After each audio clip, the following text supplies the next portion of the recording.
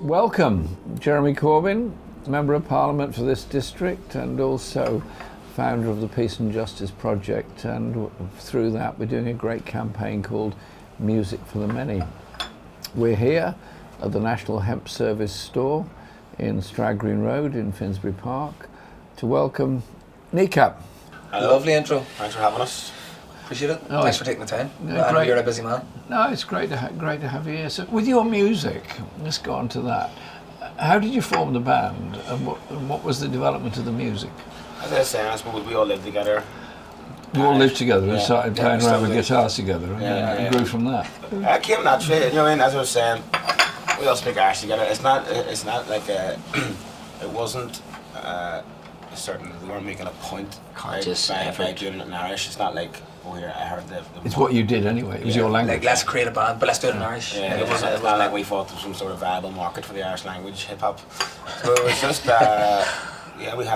had this kind of subculture that was growing, and again, as we were talking about grassroots venues, because we had these venues that aren't solely based on commercial gain, commercial value. There's value in just not everything has to make money to be valuable. So you guys play music. You're protecting venues, which is what we're doing with this campaign on Music for the Many, to maintain venues. But you're also political in the sense that you're quite rightly speaking out against what's happening in Gaza at the present time. Let's not kid ourselves and say that this started on October 7th. No, of course. A lot of people believe that this all started on October 7th because of the resistance or whatever. This has been going on a long time. And obviously you're talking about that we're political, and I think growing up in Belfast is political. It's very hard not to be political of where we're from. And obviously we have a long-standing history with the people of Palestine.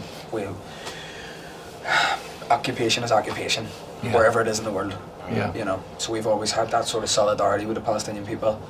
And I think you have a responsibility, if you have any kind of platform, to say something. We're not necessarily honed in on the politics in our music per se. I mean, a big thing for us is creating a music in Irish, modern music, contemporary music. So we don't really hone in on the thing about the north of Ireland. They're trying to say it's political when you speak Irish because they get political stance.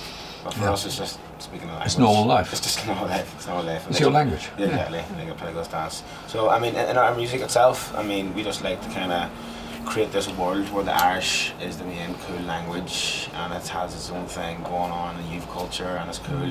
Then we also like to use our platform that we have gained from that there online to talk about causes that we're passionate about, Gaza and Palestine or whatever else is happening there.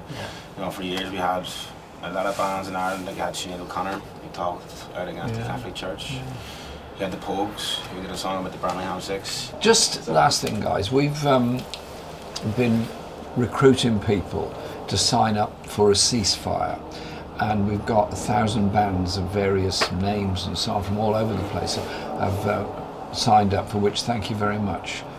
Now you've signed it. Why? It's pretty obvious when you think about it, really. It's an obvious question to finish on. Jesus, I mean, it's mad that we have to even talk. I mentioned it earlier, that we have to even take a stance on people being blown up. Do you know what I mean? That's essentially what's happening. So it's only a small contribution we can do to help. It's the least we can do. And make awareness, and I think the more we talk about it, and the more education people get on this subject, the better. So if we can get the ceasefire, but a ceasefire has got to lead somewhere else. Ceasefire's not enough. And as Antonio Guterres said, this didn't start on October the 7th. There's a whole history of this, and the history is the occupation, the settlement policy, and the refugees in Lebanon, in Jordan, in Syria. They're the ones they've been there for ever since I was born. They've been in those camps. Their whole life has been in a refugee camp. I've been to those camps, and I just feel so passionately about the lack of humanity in this world, that there's refugees who want to contribute, to make music, to live, to write, to achieve, just wasting their lives away in refugee camps. So thanks, guys, for what you do in inspiring so many people. Thanks for taking the time to speak to us, mate. Yeah. Kneecap.